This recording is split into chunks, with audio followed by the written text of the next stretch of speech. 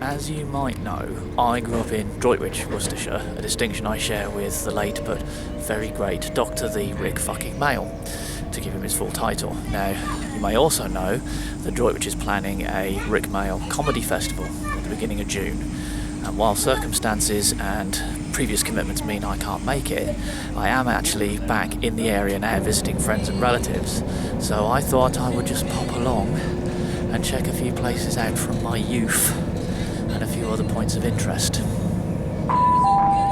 We are now approaching Droit-Rik Spa. Please mind the gap when leaving the train and step onto the platform before removing heavy luggage and pushchairs.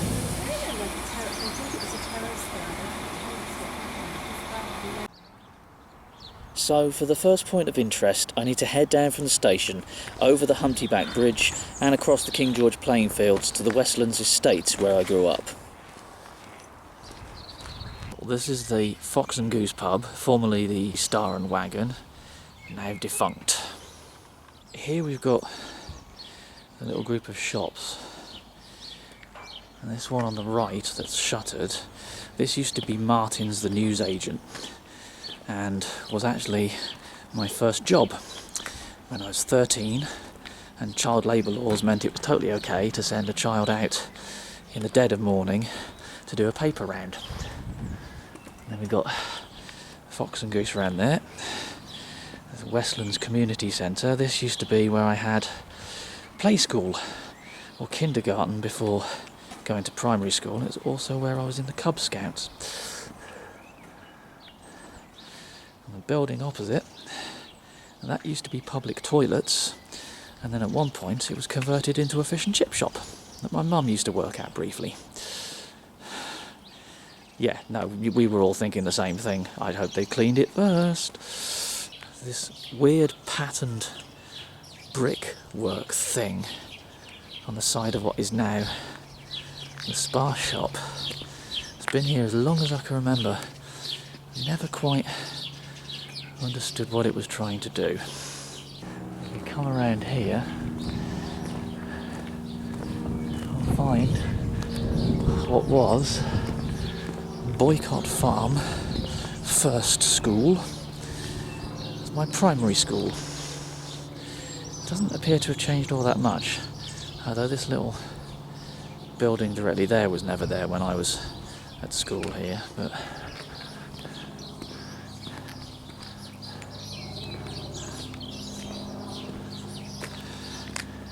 I do remember injuring myself on the bars over there. This house here, this is where my best friend throughout school, Matt, lived. It's actually where my computing career began, because this was the very first time I actually saw a real live computer. His dad had a ZX81, and I fell instantly in love with programming as we were creating little usual kind of 10 print Chris is great 20 go to 10 nonsense, but then he bought a ZX Spectrum and my fate was sealed. Okay, this is the bottom end of the playing fields of Westlands First, formerly Boycott Farm First School, and we're just coming down here onto this main road, and this is where things start to get important, because right over there is the house I grew up in. I literally spent the first 18 years of my life in that house over there right behind the tree. Let's go and get a closer look. So here we are, in the back of the house.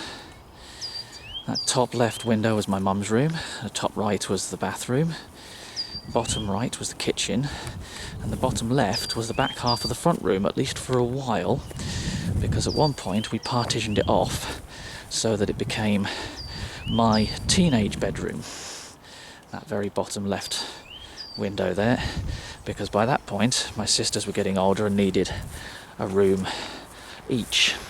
So we go around the front, down this grass hill, but when it snowed we used to sledge down this hill. It was really cool for sledging down in the winter, and when it wasn't winter and you used to sit on my plastic Action Man trucks and ride down the hill. It's very handy though, because obviously we're literally right across the road from our primary school. But let's have a look down here. So that top left window was my first childhood bedroom, and the one on the right was my sister's, and the bottom was the front room. Now, here's the interesting thing about this. In the years since I've been here, and it's been 32 years since I moved out, things have changed, obviously. Now, there's a few things that haven't. That bus stop has always been there. Now, one of these two houses here, my youngest sister's two best friends used to live in these, one of whom goes by the name of Ella Kay, and went on to briefly star in the BBC soap Doctors, before her character was killed by injuries sustained during an oil tanker explosion, as you do. But if we follow this path round, back from the childhood home to an underpass that we used to have to use when we were little to cross under the road, because we weren't allowed to cross over it. And in the years since I moved out, something has happened in this underpass. It no longer smells of wee, but it has this phenomenal mural featuring you-know-who as the Mad Hatter.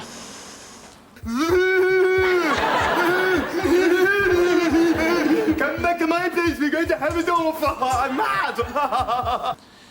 How awesome is that? Literally right around from where I grew up, an underpass that I used to go through every single day on the way to and from school.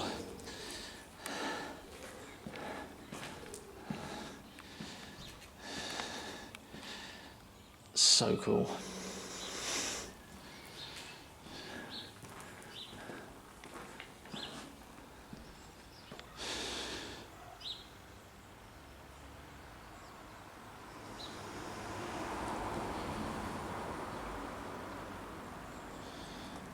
So the thing with this estate, it was essentially built on top of farmland. It used to be called Boycott Farm, so the estate was called Boycott, until its reputation grew to the point where it seemed less of the name of an estate and more of a very strong suggestion.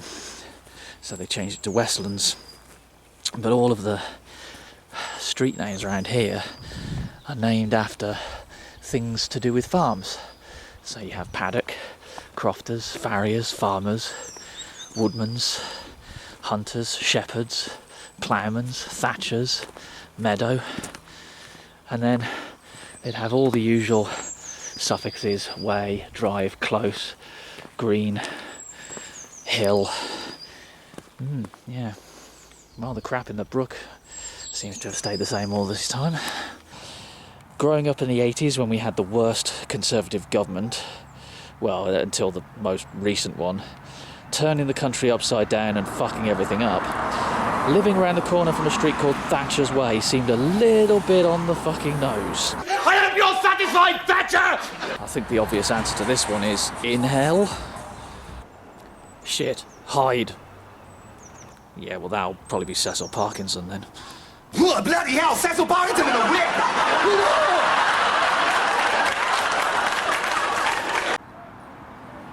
Next stop involves heading right back to almost where I started and into the town centre itself.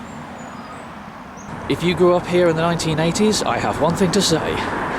DFS, Darlydale, Matlock and Tamworth Road, Measham, and now Mill Way, Droit-Rik. Yep, the third ever DFS in the country. What a boast. No sniggering. This is the Norbury Theatre in Droit-Rik. We'll soon be hosting the likes of Greg Davis and Peter Richardson of Comic Strip for the Rick Mayall Festival.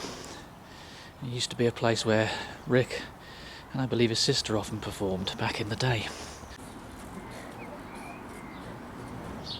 Right, this is the site of the old library in Droit-Rik, which closed a good many years ago, some point in the 80s, and they moved to the new location just around the corner. But this used to be the location of a mural that was put here shortly after the release of Drop Dead Fred, depicting Rick as Fred. Now I think it was along this wall here, which now has a door and a window in it. Fairly sure it's this wall. I'd have to actually look at the photo to confirm, but the only record I've ever seen anywhere that this mural even existed was a photo I took back in the day.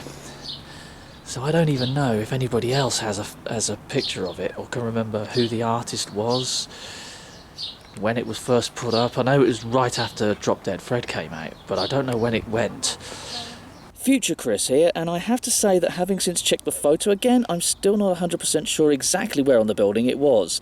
It could even have been on the wall at the back, round here, but I just can't be certain as the exterior has changed quite noticeably in the last 30 odd years.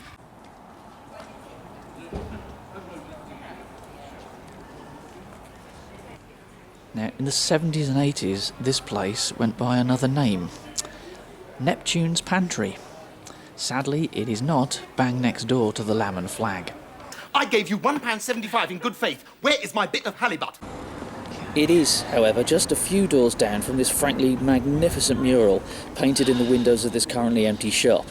The attention to detail is just wonderful, with costume images for 5 of Rick's most well-loved characters, Drop Dead Fred, Rick, Lord Flashheart, Alan Bastard and Richard, in amongst lots of little references and nods to the shows, his 5 mantras and a classic quote.